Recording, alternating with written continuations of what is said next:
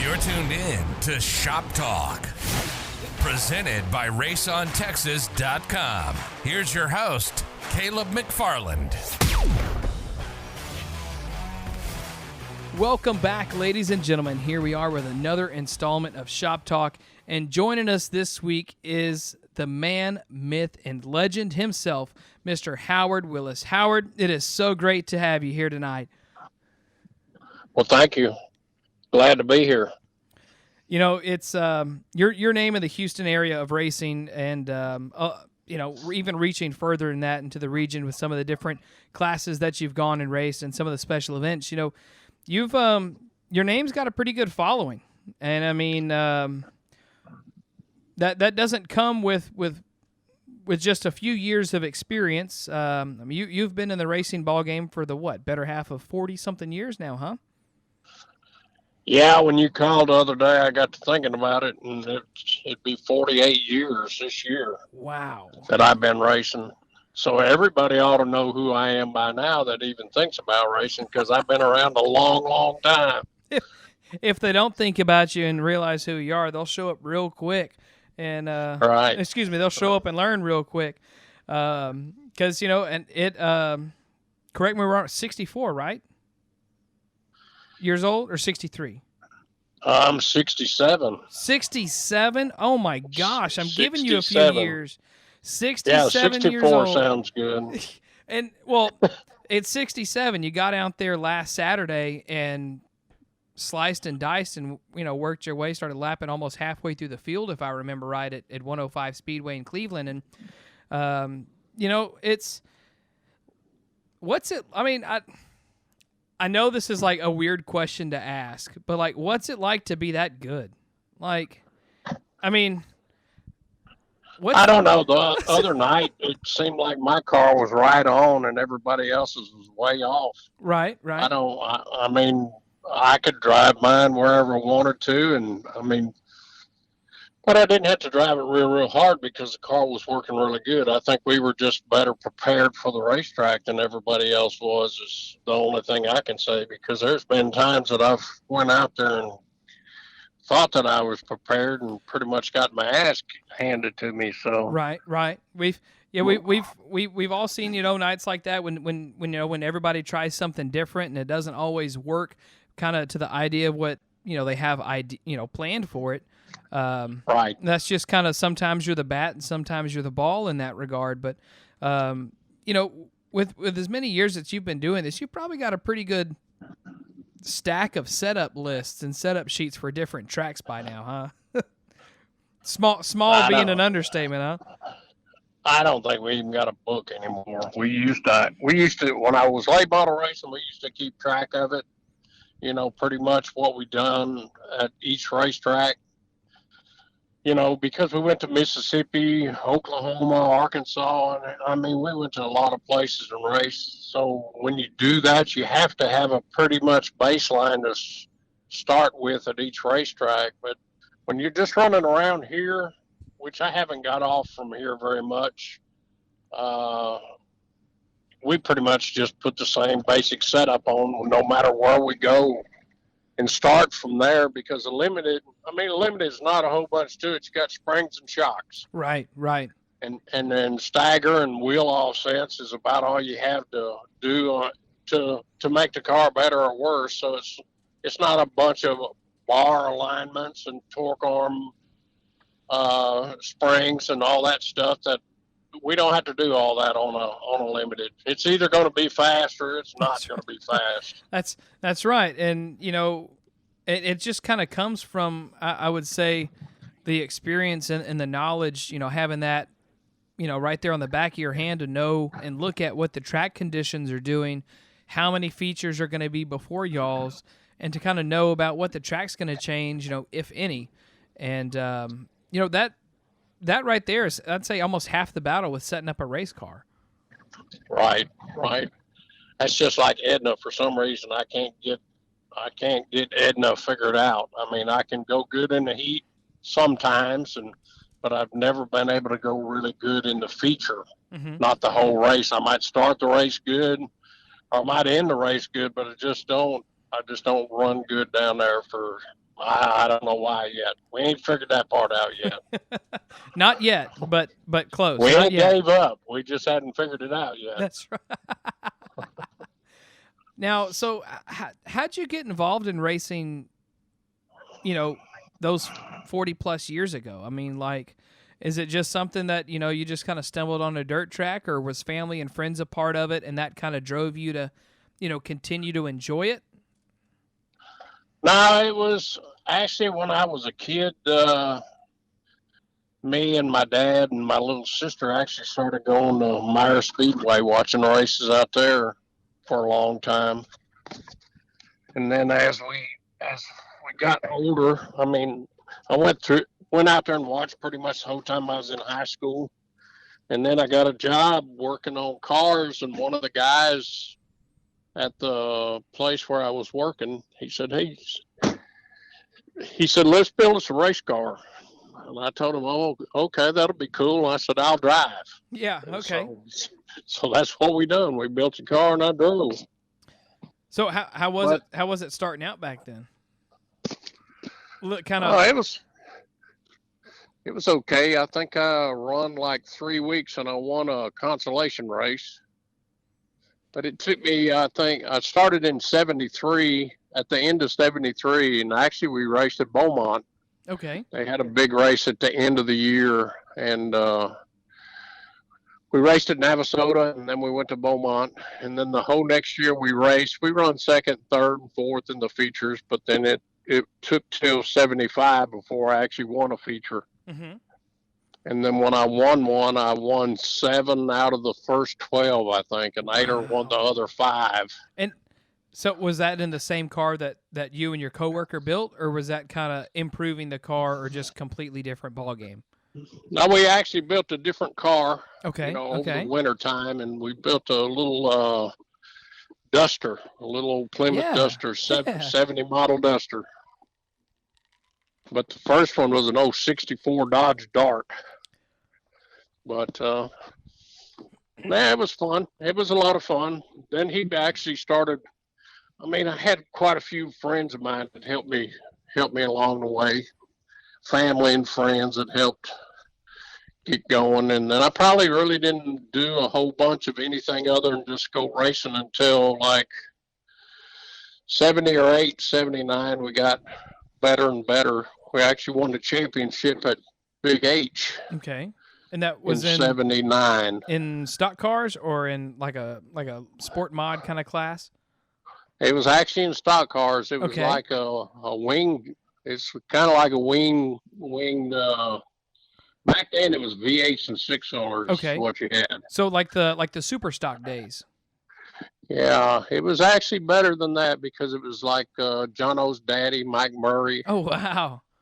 Collier and all of them guys. I mean, Wayne Brown in 79, actually, Navasota had closed and Beaumont had closed. So all the cars were there. You had to race hard to get in the feature because they had a B main you had to run through, and there was cars that sat and watched. That's insane. And that's a totally different picture than than what we've seen and experienced in the last 5 years. For sure, and we'll kind of hit on that in a minute. But over the years, you've got to go to a lot of cool places. And what would you say by far would be like the track that sticks out in your head as like the coolest place that you've been to? Whether it's like track configuration, little characteristics about it, about the shape of it, or the banking, or just the facility in general. Well, I don't know. I got a feeling that we probably had one of the best places here in Baytown. Oh, yeah. As far as the pit area being asphalt and all of that stuff, the grandstands are big. Texas Motor Speedway, it's actually the same way. It's a really cool place. Probably the fastest track I ever went to, they still have it, but it's a different track now. In Brunswick, Georgia. Mm-hmm. It used to be an oil dirt track. Ooh. And that thing, what you do is you'd go out there, they say it was time to hot lap, and you'd go out there and you just start hot lapping. They didn't water it or nothing. It was just like a asphalt track. They just you got the dust blowed off of it, and you went to sailing out there. Wow. So just dry slick from the get-go. But it would probably end up taking rubber, though, right? It took rubber, yeah. It take rubber, and it gets single file pretty much. It was hard to pass, but we were going so fast. I mean, coming off of turn 4, it was like you was coming into a funnel, and you just funnel right down and go down the front straightaway. Like, I mean, it was if you had enough sense, you'd have probably been scared to run there.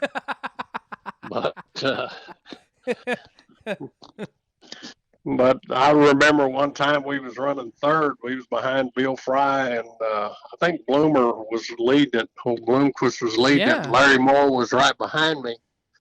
And we ran a 75-lap feature, and about 40 laps into it, my neck, of course, we didn't have all the trick seats and everything that we have now. So my neck got to hurting from holding my head up. So what I done, I just slumped down in the seat, and I laid the right side of my helmet on the deck, in the car. Yeah, because you're tall enough, you'd still be able to see over the dash.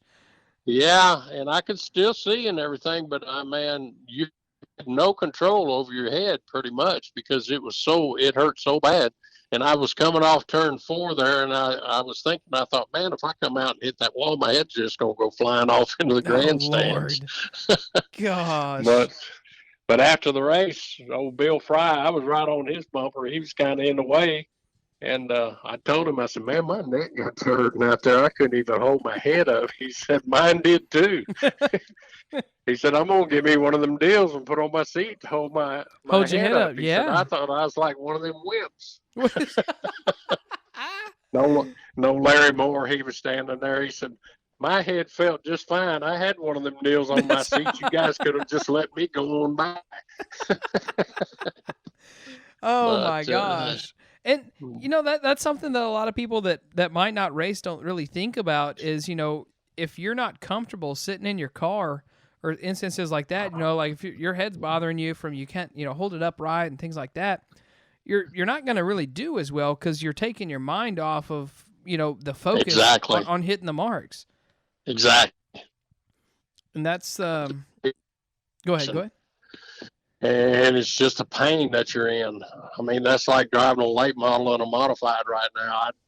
I just can't do it anymore, because the first thing you notice is how the old cars are just hammering you coming off of the corner, where they come out of the corner and they start hopping down the straightaways. Well, yeah. When you get older, you just can't take that, because once that gets in your mind that it's hurting, you just have to. Right. Then it blows your whole race, because you're not thinking about racing. You're just thinking about trying to get to the end. Correct. Absolutely. And, I don't think many people know this. And, I mean, up to you if you want, to disclose it. But you've had one back surgery and one neck surgery, or 2 back surgeries? I remember right, it was actually a neck surgery and a lower back surgery. Okay. And I've had a knee replacement, and then one of my feet that I got in a wreck. It's a good while, probably 20 years ago, over at Sealsby, and during the wreck, my foot got hung between the brake pedal and the clutch pedal. Ooh. And it actually broke my foot. But I limped off from it, and I limped around for 15 years before I even worried about getting it fixed, because I had to go to work, every day and keep from starving to death. So, but I got it fixed, so it's a lot better now than it was. So, and you with having the neck and lower back surgery, I mean, you took arguably, it ended up being like what, a year and a half off. It was very limited on seat time. Right. And well, 2016, I had my foot surgery and my lower back surgery, both of them pretty much at the same time. Right. And so 2016, from I think it was from like October to the end of the year, and then I started racing the next year, and then I took off and had my other neck surgery done. So the last couple of years, I haven't raced the complete year. Correct. Yeah. And what's that like to kind of like go from racing dang near every Friday and Saturday? Well, back like when Beaumont was on Fridays, y'all would come over to Beaumont Friday and then run Battleground or 105 or somewhere Saturday. And you get kind of put, we'll say on the we'll go sports terms, you get put on the injured reserve, recovering from surgeries, and you got to climb back in the car. Like, is it very difficult to kind of knock the rust off, or with having so many years of experience, it just kind of get back in there, just kind of comes to you? To me, so far, it pretty much. I mean, I don't have no trouble getting in the car. I have more trouble doubting myself before I get there. Wow. Okay. I think, well, I wonder if I can do this anymore. And then once I get out there and they drop the green flag and I give it the gas and hang on, and that's it. I mean, you kind of settle into that mind space. Once you get on the track, it all just kind of relaxes. Right. Yeah, once the green flag drops, you forget about all that other stuff. But like I say, that's what I told Lisa or told Earl the other day on the way to the racetrack, or I guess it was Chris. I said, man, I hope I can get this thing turned around the corners still. And I come in after a hot laps, and he said, don't look like you're having any problem getting through the corners. And, you mentioned Earl and Chris, two guys that have been with you, Earl with your shock package and Chris Malone with, just helping with the general, just wrenching on the cars for all these years in the last, I'd say for sure 10 years since I've, known you. And, what's it like to have like two guys that are just there every single, either weekend or week out, but, to be in your corner, that know how you like to drive, that know your style, and that you can kind of, trust that conversation when it comes to car setup and things like that?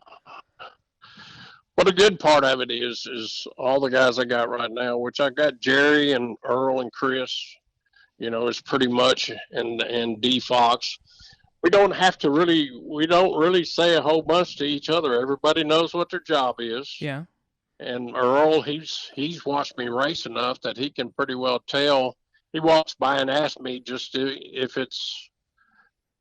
if it's driving like he sees it, mm-hmm. or if I'm doing something different, because right. I can cover up. If it's really, really loose, I can cover that up. Or if it's really pushy, I can cover it up most of the time. Correct.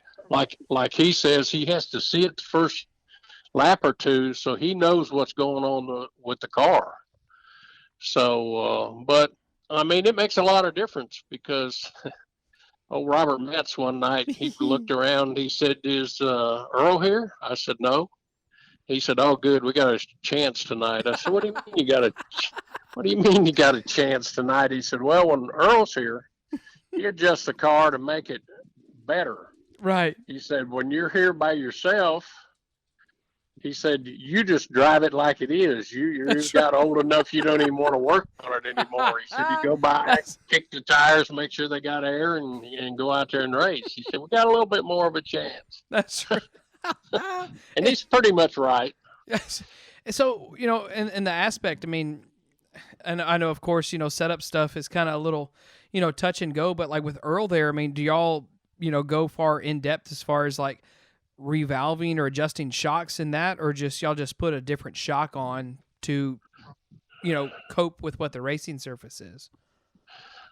What we do is change shocks most of the time to cope with the changing surface. We've got 2 or 3 right front shocks, and then on the back we have a couple for each side on the back, and then we got springs that we change on the back. We don't normally change a bunch on the front, but at the end of last year we did a lot of experimenting mm-hmm. right there at the Grand and the October race. We did some experimenting, trying to get the car a little bit faster, but no matter what we done, we actually just slowed it down more. So we actually had our best setup that we had found through the years didn't see Saturday night, what we done, we just went right back to our old original basic setup and put it on the car. And I mean, the car's easy to drive, and it was plenty fast. Yeah, it just kind of brings it back to Cadillac style, where it's just smooth and Right. it goes.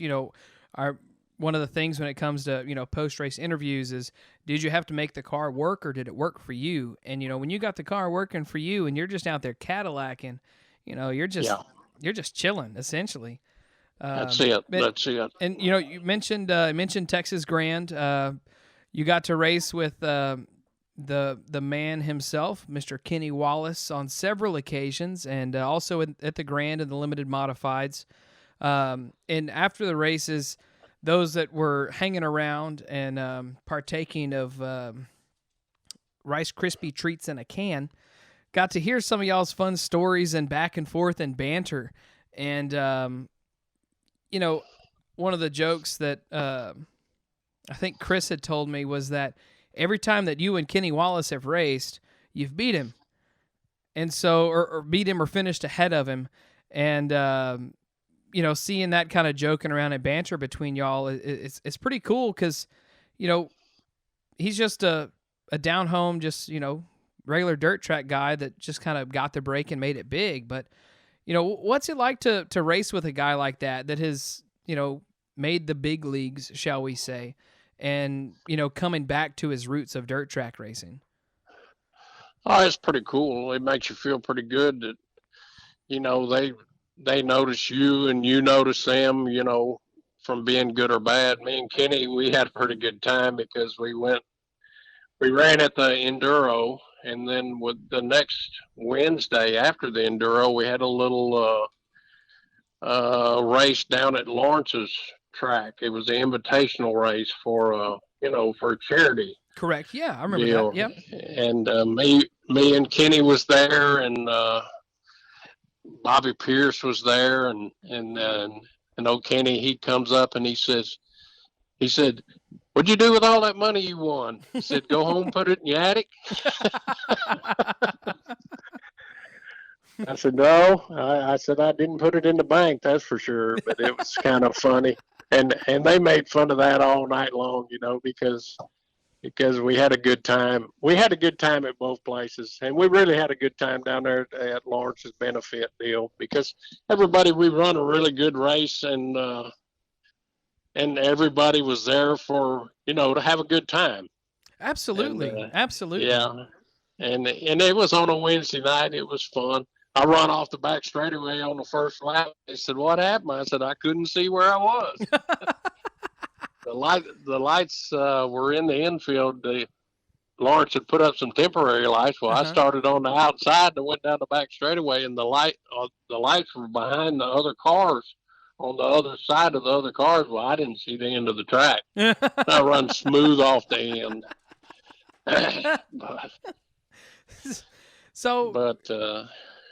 Go ahead. But it was a good time. And Kenny was over there talking to a bunch of people after the race, and I went over there and I asked him. I said, "Kenny, where are you racing at next week?" He said, "I ain't telling you." He said, "You done beat me the last 2 times out." Oh man, that was a fun night. Yeah. I have hopes of maybe trying to get him on the podcast and kind of be telling some old fun stories. But if you had to kind of pick out one of your stories that you've had over the years that'd be like the most fun or the most memorable, what would you say that it had to be? Oh, I don't know. There's been a bunch of them. I've been to a lot of races, and I've had a lot of fun at a lot of races. But there was one race up there in Batesville. Every year they had a big modified show, paid like $7,000-8,000 a win. And what happened is we built a new car, put a new motor in it, and everything was brand new. We went up there and we didn't get it ready so we could practice. And up there, what they do, they have so many cars that all you get's a green, white, checkered for a hot lap session. Okay, yeah.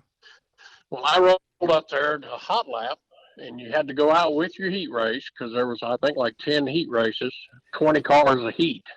Oh my gosh. So you pull up there with your heat race, and you go out and you take your green, white, checkered. Well, when I was sitting there, my left rear tire went flat. Uh-oh. So all I could do is pull around and go to the pits. I got no hot laps on a brand new car.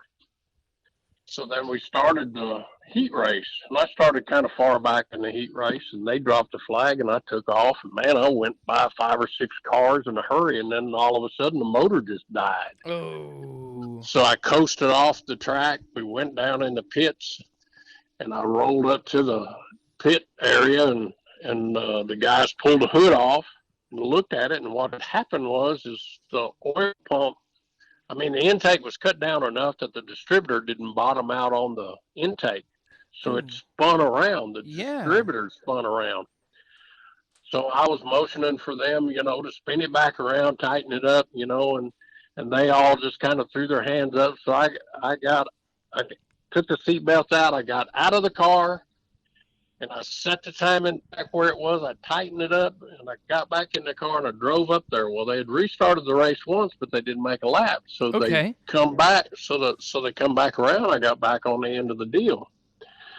Well, I think I ran second in the race. Dang. But I didn't know if I was a lap down, 2 laps down, or 3 laps down. So we come in after the race, went in, loaded the car in the trailer, and said, well, if the car's fast, we'll work on that other part tomorrow, and we'll be ready for tomorrow's qualifying, because they qualify the inside row on one day, the middle row the next day, and the outside row the third day. So they'll start 3 wide. Wow. They start 3 wide, and they'd qualify 10 cars per night. So if you run 10th in the qualifying feature the first night, you would start on the inside of the 10th row.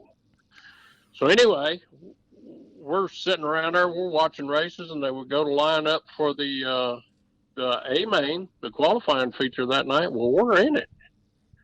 We had actually run second. We wasn't a lap down or nothing. So here we are. The car has been in the trailer. I hadn't put a timing light on it yet.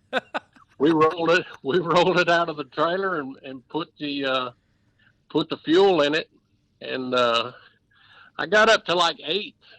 Okay. Starting in the back, I started in the back, and I got up to about 8th, and then I got to thinking about it. I thought, this car's pretty fast.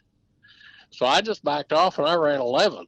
Okay. So that I didn't qualify that night, so I could go back and do it again the next day.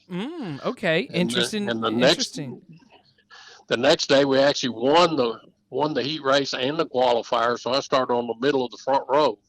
Nice. Of the second day, but it was pretty cool. But we talk about that because as soon as I got out of the car, it looked like a bunch of monkeys. They just hauled ass, and they left me there by myself by the car. They thought I was going to get out and whoop their rear ends, for not being able to fix the car. Right? Yeah. Oh man. And then we ran that race, and then after the races were all over, we were in the pits changing the gear. And then the guy from Dirtworks, who was driving a Dirtworks car, he said, what are you doing? I said, well, we're going to Fort Worth tomorrow at Cowtown, and we're going to start in the back of the B main and try to get in the feature down there, because they haven't had a big race on the same weekend. And so we was changing the gear before we left there to go down there. Yeah, we went down there and started in the back of the B and got qualified for the A and led that A main for a little while before something broke on the car. Oh my gosh. But But after about 2 or 3 days with you guys, that's long enough. Yeah.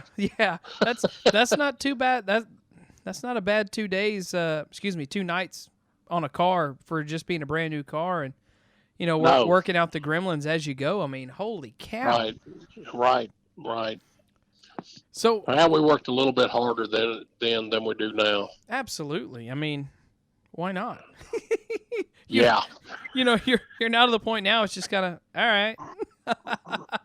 I mean, you still go out there to win, but it's not as I don't know. I'd be bold to say it's not as like I don't know, stressing on you of like, we got to do good, because I mean, you've just about done it all. I mean, you're having fun. I mean, yeah. Oh yeah, it's a lot of fun. Racing's a lot of fun. Winning is more fun. Right. And anyone that's seen you're what, 6'3" or 6'4"? 6'4". Okay, anyone that has seen the 6'4" Howard Willis climb out of a race car, I don't know what's bigger, the grin on his face or the helmet that he takes off of that head to sit down on the top of the car. Because holy cow! I mean, when he says winning's a lot of fun, it is, and it's kind of it's always fun in victory lane to see the different emotions that people carry when they climb out of the car, and it's always yours has always been one of my favorites because you're just so happy. You're not necessarily excited. Oh my gosh, we won another race, but because it's visible that you're enjoying it, and that you like to race for the right reasons, the fun, the camaraderie, and being with the friends and family and putting on a show for the fans, and taking racing kind of back to what it used to be. Right. Yeah, because racing ain't nothing like it used to be. That's for sure. And if on that, I mean, if you had to kind of gamble on it, I mean, where would you kind of say that it kind of started to shift? Like within the last 10 years, or would you argue, more so in the last 5? I'd say it's probably the last 10 years. Yeah, I mean the money stayed the same, and I mean it's got to the point to where, I mean, you win a little bit of money, but it doesn't cover anything you have at all. Yeah, and I mean it's just kind of it's, I don't know, like it's there's a lot of different aspects. I mean, not necessarily just the money, but I mean like the mindset, the racing mindset of people is 20 times. Well, I think a lot of it nowadays is people can sit in the stands and they can video the race, so that keeps a lot of people at home. They just go through their phone looking for the race on their phone, so they don't even have to go out there anymore. Yeah, and that leaves a lot of the people that you've seen through the years, they're not even coming to the racetrack.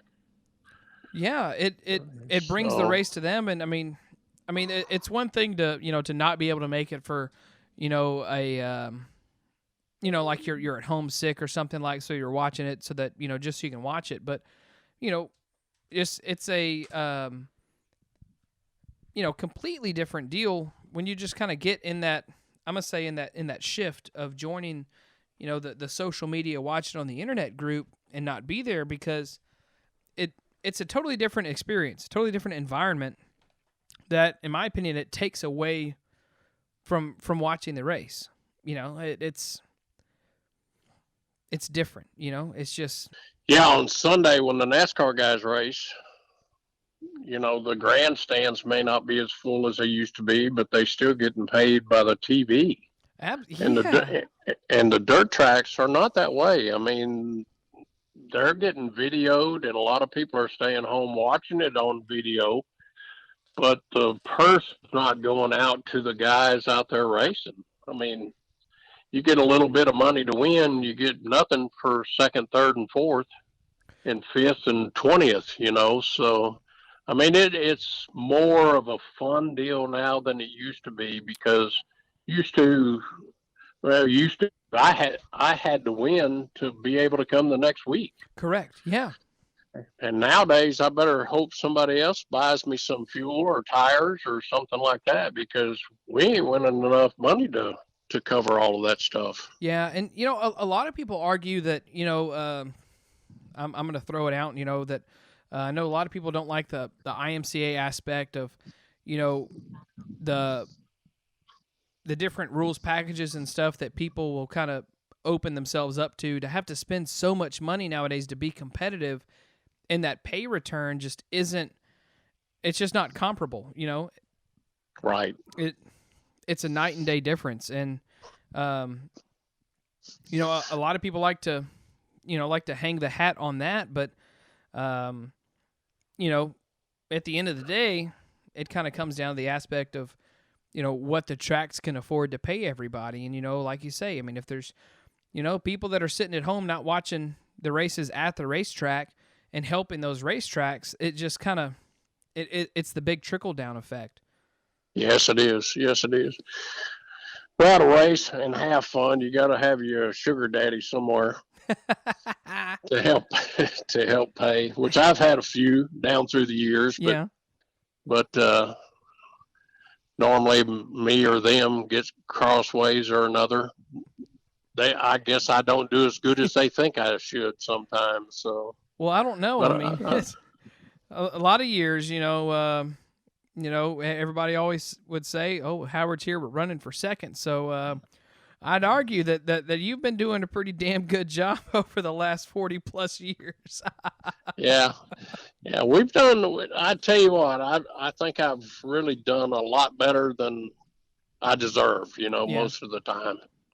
But it's all preparation. I mean, all the guys work on the car. I mean, the car we worked on it Tuesday night. 3 of us worked on it for about 2 or 3 hours, and it's pretty much sitting in the shop ready to go right now. So, heck yeah. So, but you just the key thing to it nowadays is don't tear the car up. I mean, if you can finish the race and load it up after the race and it's not tore up, you're way ahead of the game. Correct. Yeah, you're at that point, you just have to have wash day, tweak a few things that you need to adjust to make it go faster, scale it, and you're done. But exactly, when you got to sit there and build new body panels, rebuild front ends, it adds unnecessary work. And it's sometimes anyone that's been to races or has raced knows that sometimes it's inevitable. You'll get caught up in something, but if you have a good heat race and you don't start in the back with the swinging doors of a feature, it's a little bit easier, But the moving chicanes, the moving chicanes, the moving chicanes. So kind of talking about while we're on that of how racing has shifted from last 5-10 years to now. You've got to see it change as far as a lot of different, classes building and growing, tracks opening and closing. But, you've also got to see a lot of talent, come through the sport. Kids that either raced with you or you got to watch race in a different class when you're at the track. But, we kind of talked a little bit about it after the Texas Grand on Saturday. Little old Corey Neal, I mean, you and him had a fantastic race for like the last 5 laps, or last for sure 3 that I remember that were just straight green flag laps of just battling back and forth and, getting to kind of, race with, up-and-coming drivers and, kids arguably that kind of show up of like, Howard's here, all right, we got to beat Howard, and then they get to be in that position. Like, how is it in a way to kind of have that, I'm not going to say that target on your head, but, to get to, be the one that the young guns want to beat as they progress their way through the sport? Well, I don't know.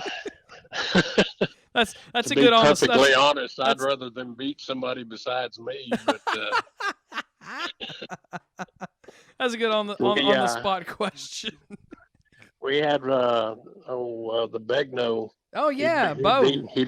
Bo Begno beat me down there in a modified. I remember that. Yeah, passed me right there with a lap or 2 to go, and a couple weeks later we were getting the car ready, and I told Earl, I said, "You reckon this part right here is pretty important?" And it was the right front shock, and the mount was broke off.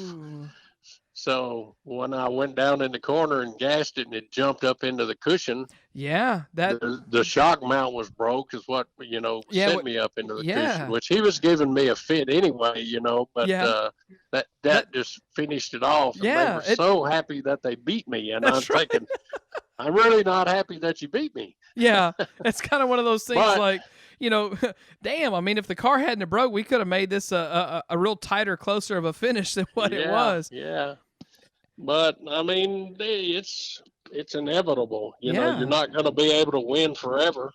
Right. And I think I've kind of stretched the limit out a little bit longer than most, I would say. Well, I mean, Kent Lewis Sr. out there in the 305 sprint car class, you know, he's still getting at it. If I remember, he's like in his early 70s. Yeah. And that, you know, it's cool to see. I don't want to say pioneers of the sport because that makes y'all sound old, you know, but y'all aren't really old. I mean, at least to me, y'all aren't old, you know. We I mean, are because old. you're as old as you feel. Well, maybe We're that doesn't kinda work right old. now, huh? We're kind of old, like Dan Pastorini and Terry Bradshaw old is what we are. People don't even know who them people are anymore. But hey, man, Terry Bradshaw, he can still throw a football, and you can still drive a race car, so you're not too bad. You're not too far out there. Yeah. You're And, not. You're not in thought bad about it. company on that list. I thought about it the other day, you know, and the people that I'm racing, some of the people I'm racing now never saw the Twin Towers standing. Oh my gosh, and that's a crazy thing to kind of think about in that You perspective, know, and just it wasn't in general. that, and it wasn't that long ago that they were standing up. You know, No. to me, but to them, I mean, that they never were there. Right. It's just something Yeah. that, you know, they read about in the history books or see pictures of. Yeah. And Yeah. I remember that day like it was yesterday.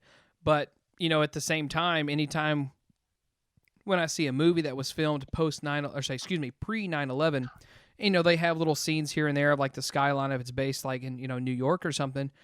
You know, you see the Twin Towers and it just kind of takes you back for that moment, you know, and you just kind of look at them just like, man, and it's different. It's real different, Yeah. you know. And just like Kennedy, I mean, Kennedy was shot. You know, I was in school when that happened. I wasn't you know, around. so, yeah, I was. You know, I was in like the 4th or 5th grade when that Wow. happened. But I remember that day. Yeah. And then they were talking about the Cuban Missile strike crisis. and all that Yeah, stuff. yeah. You know, they was teaching us how to stick our head under the desk so that we That's- didn't get blowed up. You know, that was as good as we had then. Yeah. All right, this is what we're going to do. We're going to get under our desks. But it's a We're nuke. going to get under our desk, so if the building falls on us, the desk will be on top of us too. I mean, I hope y'all's desks were a lot stronger than some of the ones that I had in school because sometimes you lean on them the wrong way and that leg would start coming down. Yeah, it'd fall down. But Teacher would have to pull out the Allen wrench, tighten it up. yeah, but that's like that deal on I seen on Facebook that one day said being born back in the 50s and living through the 60s, 70s, and 80s, 90s through all the good times and stuff, and then it says, and we're still not that old yet. Right. Absolutely. And it's kind of one of those things like you go through all that and it's like, oh, look, here we are, 2020, a pandemic. Enjoy. Yeah. We could used to ride in the back of a pickup. That's right. Or front seat, no seat belts, doing burnouts down the drag. I mean, that's just Yeah, that's right. And now- I actually lived through all the cool stuff. Yeah, and now we sneeze in a store and we get looked at funny. Yeah. And now we get rained out before we even leave the house. That's I mean, it ain't even raining and we're rained out. Yeah. I remember when we used to drive down the road and look for a payphone to call the racetrack. Are y'all still racing? Because nobody had cell phones. Yeah. Oh my gosh, that's true. I never kind of thought about that aspect of that Yeah. of trying to find out to like if you're going out of town if they're still going to do a show. Yeah. You'd stop at convenience stores, gas station, motels, looking for a phone to use. Because nobody had a cell phone back then. You know, back in the 80s.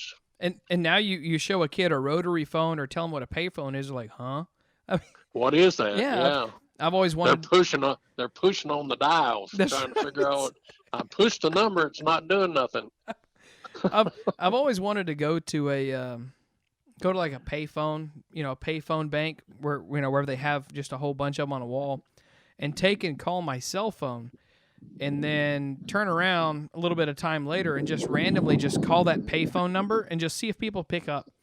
just for the humor, Yeah. just for the humor of it, just to talk to somebody random on a payphone like that, it'd be neat. I don't know. Yeah. It's the little things. That would be cool. That would be cool. But, it's the little things.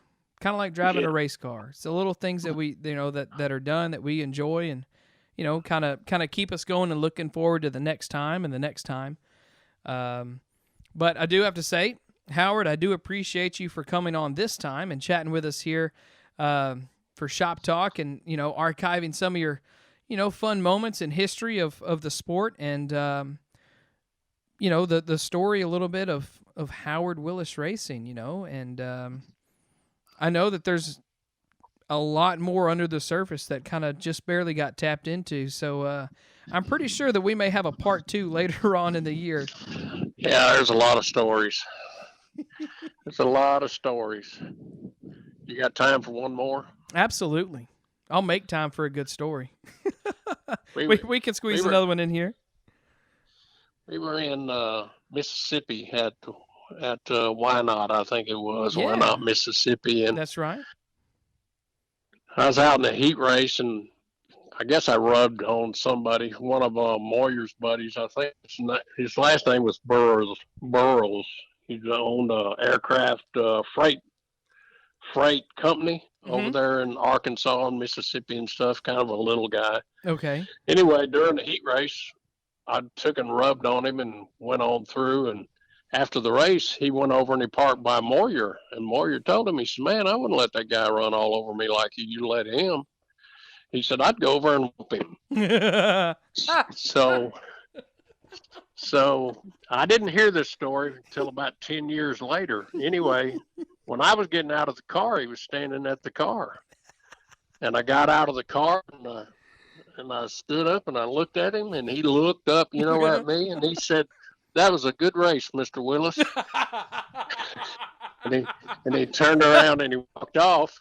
10 years later, I hear this story, and he said whenever he got back over to Moyer and all them guys, all of Moyer's pit crew and everything, they was all laughing at him. And they said, "Did you whip him?" He said, "No." He said, "That's a big old boy." Well, that was funny. I remember, well, not in that kind of regard, but I remember the first time that we met in Victory Lane, you climbed down to that car. I thought to myself, damn, how in the hell did he fit in that car? Because, it's, people don't really kind of think about like how tight, the inside of a race car is, but, damn, I mean, you could about adjust the, I'm just drawing a blank. We were just talking about it. Yeah. Oh my gosh, you could adjust the distributor from sitting in the car, just stretch your foot out. Yeah, almost. I can get in, drive them okay. I just can't hardly get out of them anymore. That's the bad part, is just getting your weight lifted up out of there. Yeah. We'll get you a little pull bar that we can put down in Victory Lane for you to be able to get out of. Yeah, maybe that's what we need. Yeah, that's what somebody said the other night. They said, "Well, how'd your night go?" I said, "Oh, it went pretty good, other than 2 people asked me if they could help me get out of the car." I said, "That wasn't funny." Oh my gosh. That's just kind of like, you look at them and just like, thanks. Yeah, that was pretty much it. All right, well, that's it. Well, I appreciate it, Howard. I look forward to, I won't get to be there this weekend. I've got another obligation at a different track, but look forward to being able to be on the call for the next one that you have down in my area, that track that I'll be at, and get to have some fun and hopefully meet you in Victory Lane a few times this year. But if not, we'll be sure to cut up in the pits before the races. And again, I appreciate you for taking some time out of your schedule to join here on this episode of Shop Talk. And it's been fun, man. It's been fun. Yeah, it has been. It's been a lot of fun. Well, thanks for calling, and just give me a holler anytime. We'll make up some more stories. That sounds like a winner to me. But all right. As always, folks, if y'all got any questions, comments, concerns, feel free to shoot a message over at Shop Talk on Facebook page, or shoot an email over to Caleb@RaceOnTexas.com, and I'll do my best to answer your questions and get back with you as soon as I can. But in the meantime, I am Caleb McFarland, Thank you, and good night.